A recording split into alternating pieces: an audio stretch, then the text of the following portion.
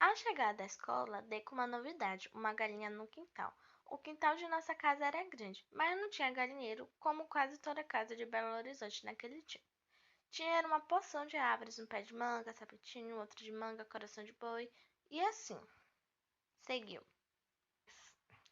Fernando procurava um lugar para a galinha, pois foi no quintal que eu vi a galinha toda afogada ciscando na caixa de areia. Havia sido comprada por minha mãe para o almoço de domingo. Eu já tinha visto a Zira matar a galinha, uma coisa horrível.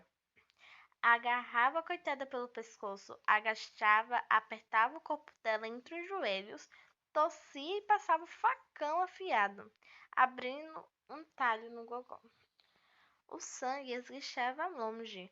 Ele aparava logo o esguicho com uma bacia, deixando que escorresse ali dentro até acabar. E a bichinha ainda viva, estribuchando nas mãos de malvada. Como se fosse uma coisa mais natural deste mundo, Alzira me contou o que ia acontecer com a nova galinha. Então, resolvi salvá-la. Era, era uma galinha branca e gorda que não se deu muito trabalho para pegar. Foi só correr atrás dela um pouco, ficou logo cansada, agachou-se no canto do muro, me olhou de lado como as galinhas olham e se deixou apanhar. Não sei se percebeu que eu ia não fazer mal.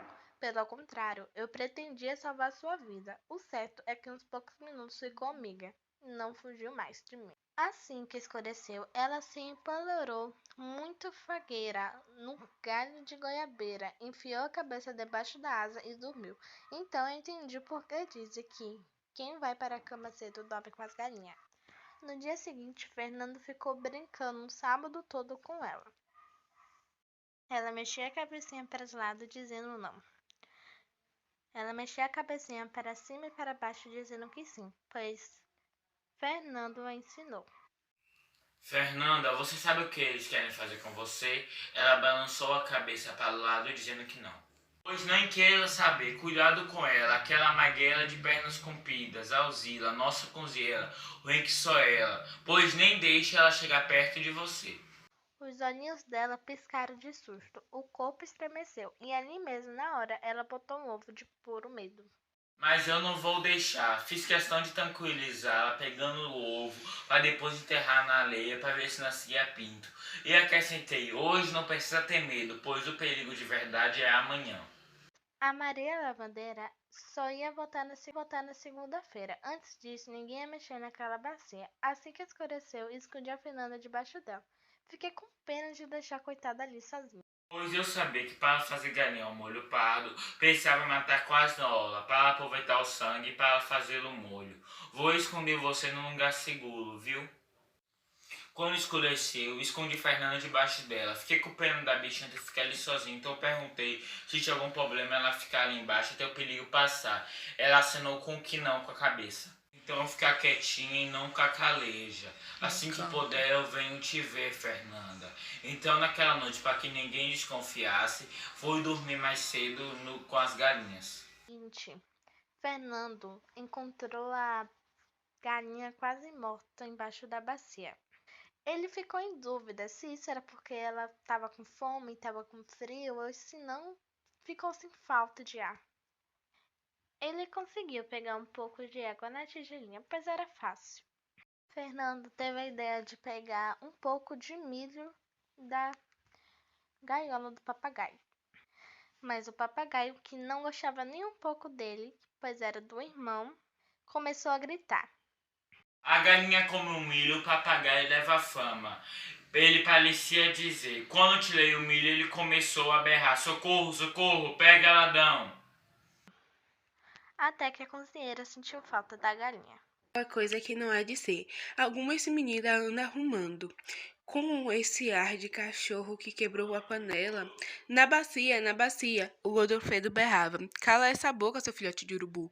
Gritei. Na bacia, ele continuava. Que é que esse tagarela está falando? Perguntou Alzira. Na bacinha. Que quer dizer isso? Quer dizer vagabunda. Respondi. A cara mais séria deste mundo. A Alzira regalou os olhos, ergueu no ar o facão. Vagabunda? Está me chamando de vagabunda? Na bacinha é você, seu bicho ordinário. Não sei onde estou, que não te corto o pescoço. Aço no espeto e como, viu? E ainda chupo os ossinhos um por um. Ela correu de novo os olhos em torno. Por falar em comer, cadê a galinha? Já está na hora de fazer o almoço. Onde ela se meteu? Não sei. Você que estava brincando com ela, menino. Isso foi ontem. Hoje eu não vi ela ainda. Será que fugiu ou alguém roubou? E ela olhou para o papagaio, cismada agora com o silêncio dele. Vai ver que é por isso que esse na bacinha, hora de fazer o almoço. Onde ela se meteu? Não sei. Você que estava brincando com ela, menino. Isso foi ontem. Hoje eu não vi ela ainda. Será que fugiu ou alguém roubou? E ela olhou para o papagaio, cismada agora com o silêncio dele. Vai ver que é por isso que esse na bacinha de uma figa estava gritando: pega ladrão. Um ladrão de galinha. Agarrei a ideia no ar, era a salvação.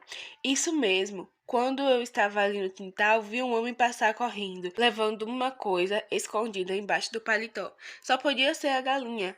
A Alzira não parecia acreditar muito na história. Pelo contrário, ficou mais desconfiada. E naquele exato momento, a Fernanda resolveu se mexer debaixo da bacia, fazendo um barulhinho na lata com o bico e com os pés.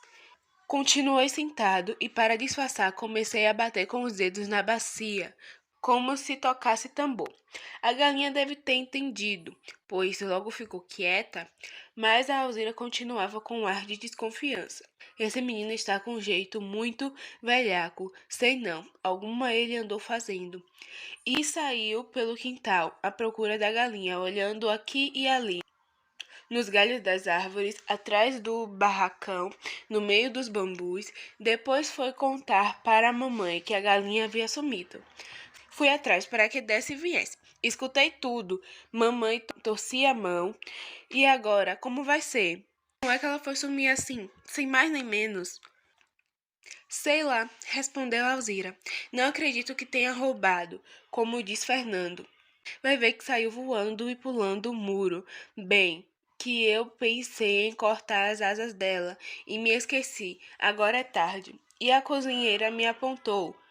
Para mim, a gente anda precisando de cortar as asas desse menino. Está quase na hora do almoço, disse minha mãe. O doutor Junqueira está para chegar de uma hora para outra. E como é que a gente vai fazer sem a galinha?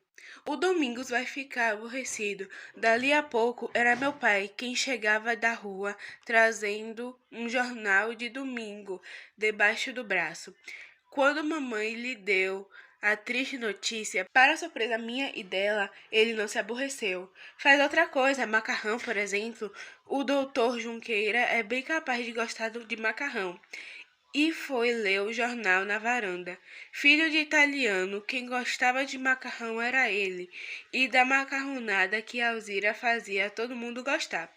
Pois o doutor Junqueira não só gostou, cestinha de palha, e os dois esvaziaram, depois de dar um pouquinho para mim e meus irmãos com água e açúcar. Guardanapo enfiado no colarinho, o doutor Junqueira limpou os bigodes satisfeitos. Ainda bem que era essa macarronada tão boa. Eu estava com medo de que fosse galinha. Se tem uma coisa que eu detesto é galinha, principalmente ao molho pardo. Nem por isso senti que minha amiga Fernanda não estava mais condenada à morte. Mesmo porque meu pai gostava também de galinha, com ou sem o DR, Junqueira. Por outro lado, ela não podia ficar escondida o resto da vida. Eu não tinha a menor ideia de quanto tempo vivia uma galinha. E, na manhã seguinte, Maria viria lavar roupa. Ia descobrir a Fernanda escolhida debaixo da bacia. Depois do almoço, ele se despediu da galinha. De repente, sua mãe chegou. Seus olhos se apertaram num jeito mudo dela. Quando entendi as coisas, havia entendido tudo. Antes que passasse um pito, eu avisei. Se tiverem de matar a minha amiga, me matem primeiro. Sua mãe havia achado graça quando soube que se chamava Fernanda. Resolveu não se importar com o que tinha feito, pelo contrário, deixou que a galinha passasse a ser um dos seus brinquedos. Só proibiu que levasse para dentro de casa. Fernanda me seguiu o passo por toda parte, como um cachorrinho. E ela continuou minha amiga, até morrer de ver. Não sei quanto tempo mais tarde. Só sei que alguns dias depois do almoço do DR Junqueira, mamãe comprou um frango. Esse vai chamar Alberto, eu disse logo. Pois sim, disse minha mãe, e mandou que Alzira tomasse conta do frango. No dia seguinte, mesmo, no almoço, comemos o Alberto ao molho pardo.